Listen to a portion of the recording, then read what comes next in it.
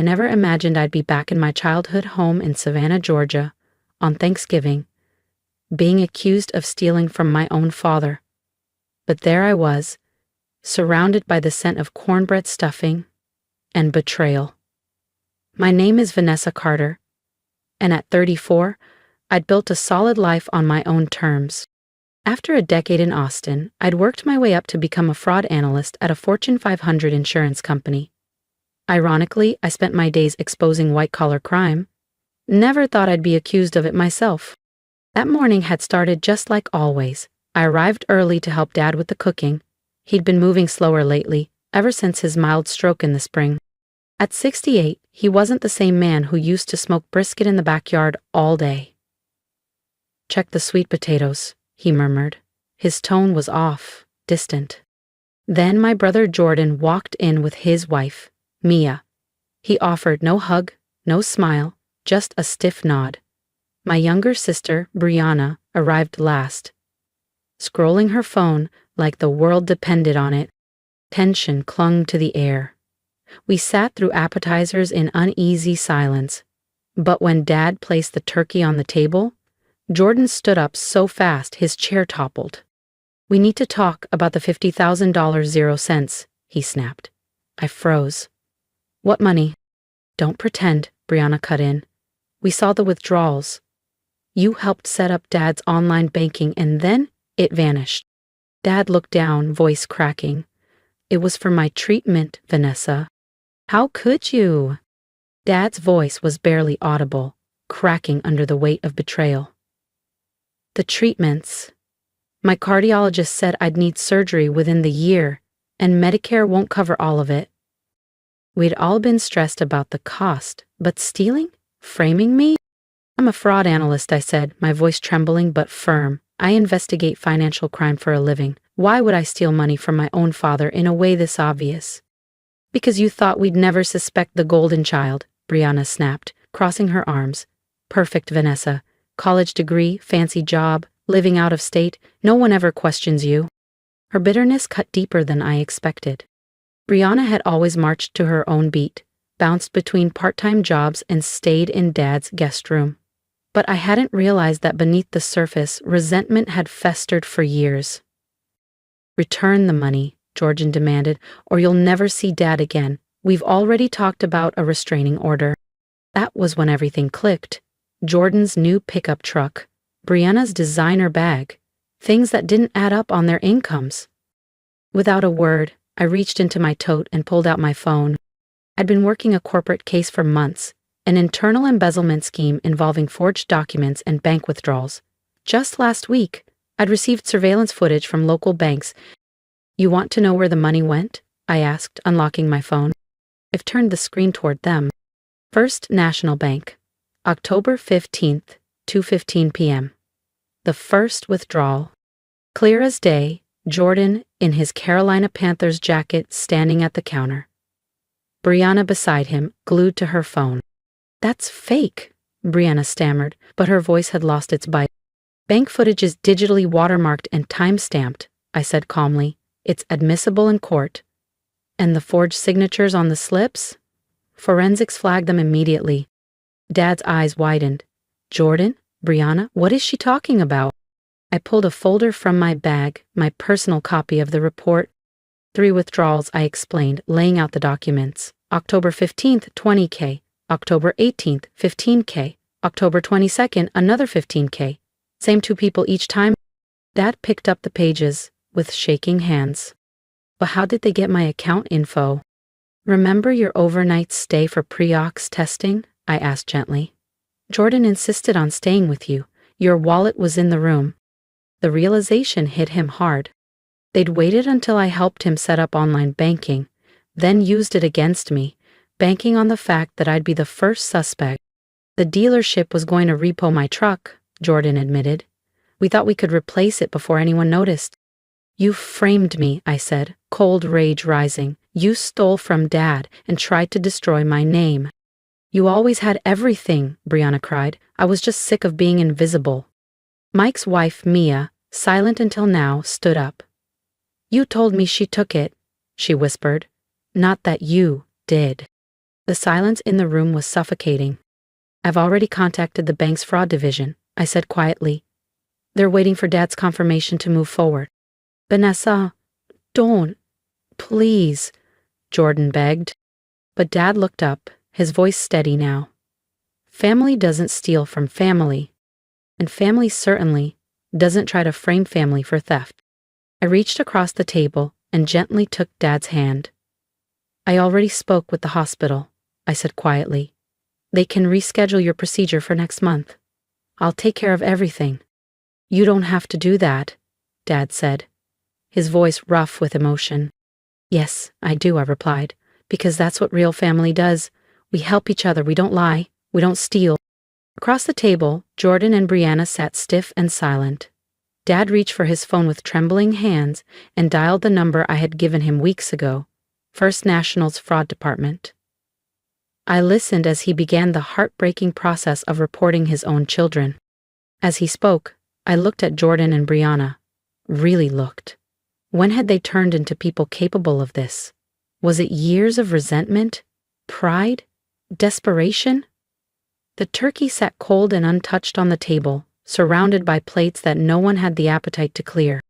This wasn't the Thanksgiving we imagined, but it was the one we'd never forget. The next few days were a blur. I took time off work to help Dad sort out the mess. Talking to police, scanning records, drafting reports, each conversation unearthed a new betrayal. On Saturday morning, Dad handed me a folder. I found these in Brianna's closet, he said. Inside were credit card statements. 6 accounts, all opened in his name. Thousands spent on clothes, salons, high-end restaurants. I sifted through them with detached efficiency. My analyst brain kicked in, even as my heart sank. This is identity theft, I said quietly. She's been living off your credit. With the bank withdrawals, this isn't just bad, it's criminal. They'll go to jail, Dad whispered. My own kids. Before I could respond, my phone buzzed. A text from Mia. Can we meet? There's more you need to know. We met at a quiet cafe near the river. She looked exhausted. Jordan's gambling again, she said, eyes dull. The car wasn't in danger of repossession. He lied. He used the money to pay off betting debts. I swallowed hard. Jordan had gone through rehab 10 years ago. We'd all believed he was clean. There's more, Mia added. He got Tommy involved, told him to tell police he saw you at the bank, said it was just a joke, a harmless family prank, he called it. My stomach turned. He dragged his own son into this? He told Tommy no one would get hurt, but my son's been crying for 2 days. I'm leaving him, Vanessa. I won't raise a child in this madness. Back home, I found Dad in his study, holding a photo from my college graduation. Were there signs, he asked. Did I miss them? We all did, I said, sitting beside him. They hid it well. The doorbell rang. Through the window, I saw Brianna pacing nervously. Don't open it, I warned, but Dad already had. She burst in. Dad, please, you have to drop the charges. They're saying it's felony fraud. You should have thought of that, Dad said, voice steely, before you stole from me. If you've been holding your breath like I was, just wait until you see what happened when the police got involved. Subscribe to the channel so you don't miss what came next, because this Thanksgiving fallout was just the beginning. The shiny new iPhone in Brianna's manicured hand gleamed under the porch light, paid for with money she stole. You're not a failure because of me, I said quietly. You're in this position because of your choices, and now you have to face the consequences. The police called this morning, Dad added, his voice hoarse. They want us to come in tomorrow to discuss pressing charges. Against both of you. Brianna's face crumpled. You'd really send your own children to jail? You really tried to frame your sister for theft? Dad countered. Just then we heard the crunch of tires on gravel. Jordan's car pulled into the driveway. He got out looking nothing like the sharp-dressed financial advisor he played at being. Shirt wrinkled, hair unkempt. Family meeting, he announced, striding in without knocking. I have a proposal. You're not supposed to be here, I reminded him. The police were very clear. He waved me off. This is more important. He looked at me. Vanessa, you make good money. If you just loan us enough to replace what we took, Dad can tell the bank it was a misunderstanding. I stared at him. You want me to pay you to cover the money you stole? To erase the fact that you tried to destroy me? Dad's voice sharpened. Are you actually suggesting that Vanessa should fix your crimes? It's not just about money, I said, standing. You got your own son to lie to the police? You crossed a line that can't be uncrossed. Jordan's mask cracked. You don't understand. If this gets out, I lose everything. My license, my clients, my career is over. Maybe it should be, I shot back. You betrayed every ounce of trust anyone gave you. She told you, he muttered, jaw clenched. Andrea had no right. She had every right, I snapped. She's protecting Tommy, something you clearly failed to do. Brianna, still seated, finally spoke. Maybe Jordan's right. If Vanessa helps, no, Dad cut her off. No more lies, no more bailing you out. You need to face what you've done. Jordan's expression turned cold. If you go through with this, you'll never see your grandkids again. The air went still. But Dad didn't flinch. If that's your choice, Jordan, so be it. But I won't be blackmailed. Not anymore. I looked at them, my own siblings, strangers now in every way that mattered. You should leave, I said. The police have your statements. They'll be in touch. You're really doing this to us? Brianna whispered. Your own family? You stopped being family when you stole from Dad and tried to ruin me, I replied. Everything since has just proved it. They left, and as the door closed, Dad sat heavily in his chair, shoulders sagging. I keep hoping I'll wake up, he said softly. Took his hand. We'll get through this, one step at a time. But as their cars disappeared down the street, I wasn't sure we ever truly would. Some things, once broken, should stay that way. Jordan was sentenced to 18 months, Brianna got 12. Both were ordered to pay restitution. Outside the courthouse, Andrea approached us. Tommy trailed behind her, wrapped in his father's oversized jacket, eyes fixed on the ground. Vanessa, Andrea said softly, Tommy has something he wants to say. My 16-year-old nephew stepped forward. His voice trembled. I'm sorry, Aunt Vanessa. Dad said it was just a joke, that no one would believe me anyway. I didn't know. I cut him off with a hug. He stiffened, then melted into me, sobbing against my shoulder. I don't want him to go to jail, he choked. I know, buddy. I whispered. What else could I say? How do you explain justice to a boy who just wanted to believe in his father? Dad rested a hand on Tommy's shoulder. You'll always have a place with us, no matter what. Andrea wiped her eyes. We're moving in with my sister next week. I filed for divorce yesterday. Another piece of our broken family, lost. That evening, I found myself digging through old photo albums and DVDs in Dad's den, surrounded by dusty fragments of a better time. Brianna's high school graduation, Jordan's wedding, before everything fell apart. Christmas mornings, poolside summers, laughter once loud and easy. Dad walked in quietly, settling beside me. Trying to understand when it all went wrong? I nodded. When did they stop seeing me as a sister and start seeing me as competition? He sighed, picking up a photo of Brianna in her first ballet recital. Did your mother and I cause this? By celebrating your achievements? By helping with college? No, I said gently. They made their choices. Adult choices. And now they're facing adult consequences. He nodded slowly. Still, a parent always wonders. There was a pause. Then, they want to meet with us, before sentencing. I stiffened. Why? Their lawyers think showing remorse might help with sentencing. He squeezed my hand. We don't have to go. But a week later we did. The lawyer's office was sterile and cold.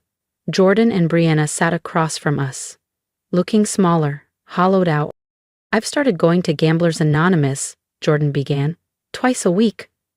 I should have gone years ago. I'm seeing a therapist, Brianna added, eyes downcast, trying to work on my self-worth issues. Their apologies felt rehearsed, scripted. But I listened. So did Dad. Expression unreadable. Finally, he spoke. I believe you're sorry. Sorry you got caught. Sorry you're being punished. But are you sorry for what you did? Neither of them could answer, not really. He stood. I hope prison teaches you what we couldn't. But I don't trust you, and I'm not sure I ever will. As we turned to leave, Brianna called after me. Vanessa, don't you have anything to say? I paused. Just this. I would have helped you. All you had to do was ask. You chose betrayal over trust. That's what hurts most. Driving home, Dad broke the silence. You did the right thing. Did I asked. Yes, he said firmly. You're not responsible for their ruin, only how you rise afterward. And for the first time in months, I believed him. That evening, we sat on Dad's porch, the fading sun casting gold across the garden. 2 unopened letters rested between us, one from Jordan, one from Brianna. They've been writing every week, Dad said, touching the envelopes. Andrea says Jordan is leading a Gamblers Anonymous group inside, and Brianna's teaching accounting to other inmates, I added, keeping my voice neutral. The ones they sent me, still sealed, still in the drawer. Tommy's doing well, Dad continued. His grades are climbing. Andrea says he's talking about studying law. I smiled. He wants to help people like us, those who've been manipulated. We had dinner with Andrea and Tommy twice a month now. Slowly we were rebuilding something new, family rooted in truth, not obligation. Vanessa, Dad said gently, I've been thinking about forgiveness. I tensed. Not forgetting, he clarified. But carrying all this anger? It's heavy. He was right. The anger I thought protected me was beginning to isolate me. Just last week, I'd walked out on a promising date because the guy mentioned his siblings. I got a call from the restitution office, I said. Jordan and Brianna have started making payments. Small, but consistent. Dad nodded. Baby steps. Do you ever wonder if we did the right thing? Every day, he said. But then I remember. They made their choices. I picked up Brianna's letter. Not ready. That's okay, he said. Healing takes time. We sat in silence as the sky turned purple. Life was moving forward. Dad had even started seeing someone. Just coffee dates, nothing serious. I've been offered a new role, I said. Leading a fraud prevention program. His eyes lit up. Vanessa, that's incredible. I want to turn all this into something that helps others. He squeezed my hand. Your mom would be proud. You too, I said. You stood strong. Later, at home, I moved the letters from my drawer into a box labeled Family History. Not forgotten, but no longer shaping my present. A message lit up my phone. Tommy got an A on his ethics paper. Says you inspired him. I smiled. Tell him I'm proud. Sometimes family breaks, but in the cracks something stronger can grow. And that's where I've chosen to live. Among the real, where trust is earned and peace is possible. If you've ever had to choose peace over family, I'd love to hear from you. Share your thoughts, advice, or even just a few words of support in the comments. I'm learning that healing isn't about forgetting, it's about rebuilding stronger. If my story resonated with you, don't forget to subscribe. Sometimes we survive by turning our scars into stepping stones for ourselves and others.